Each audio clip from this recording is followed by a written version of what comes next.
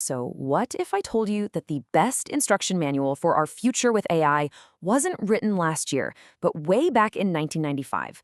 Okay, let's get into this because Neil Stephenson's sci-fi novel, The Diamond Age, it laid out this startlingly accurate vision of the exact technological and social challenges we're just starting to grapple with today. And that quote really gets to the heart of it. See, the book isn't just about a bunch of cool gadgets. It's a warning. It imagines a future where we can make almost anything for free, but instead of some utopia, that incredible power gets used to create new, and honestly, maybe even crueler forms of class division. So today, we're going to break down three of the novel's absolute biggest ideas: the technology that can create infinite stuff, the AI that literally raises children, and the social paradox that happens when having everything doesn't actually lead to equality for everyone. All right, first up, the technology of creation.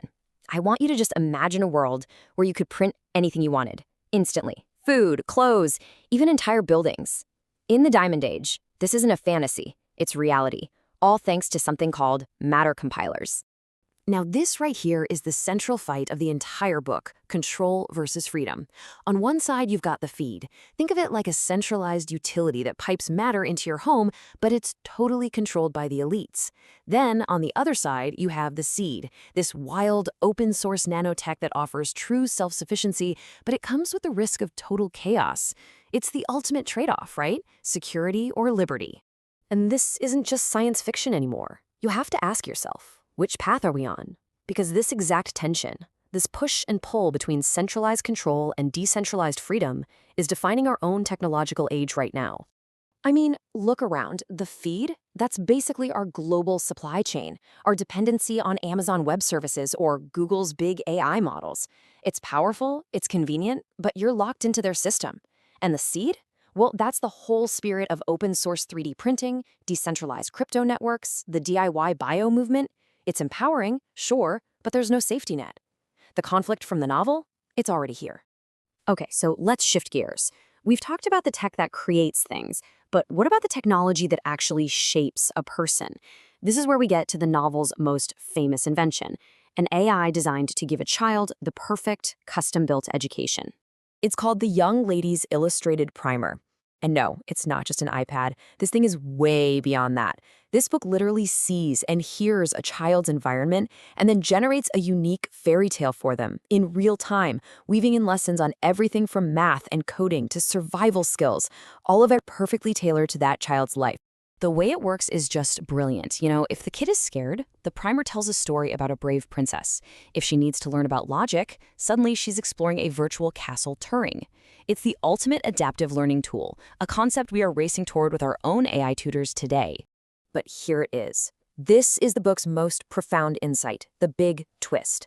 The voice of the primer, the thing that gives it empathy and connection.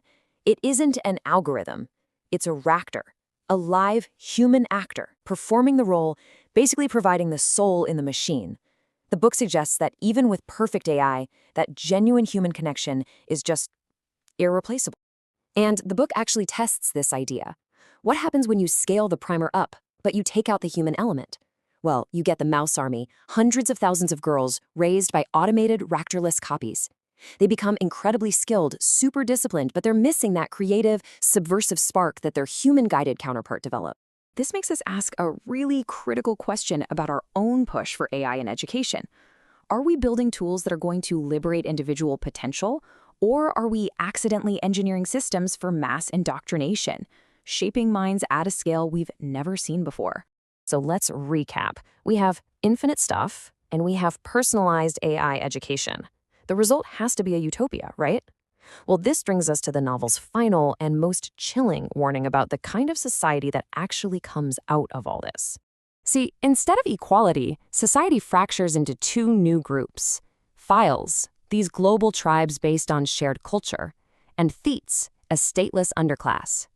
The bottom line is your status is defined by your access to community and technology. The thetes get basic food from public compilers. But the file members, they get everything else. This quote from the novel just perfectly captures why. Even when automation can do everything, human status games don't just disappear. The elites create artificial scarcity and service jobs, not because they're necessary, but because they have a desire for status, a desire to be served. And this right here is the core lesson. The technology creates a world of potential abundance. It solves the supply problem. But it's our human social structures, our politics, our class systems, our desire for power that reintroduce scarcity just to maintain the hierarchy. Having everything doesn't mean everyone gets a piece of it. The whole novel shows this clear chain reaction. It starts small, with one piece of human-centered tech, the primer, which educates a whole new kind of mind. This then sparks a much bigger conflict over the means of production, the controlled feed versus the free seed.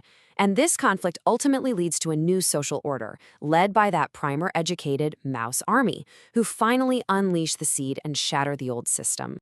So, the Diamond Age leaves us with this massive question, one that isn't theoretical anymore. As our own feeds and primers come online, we're the ones who have to decide.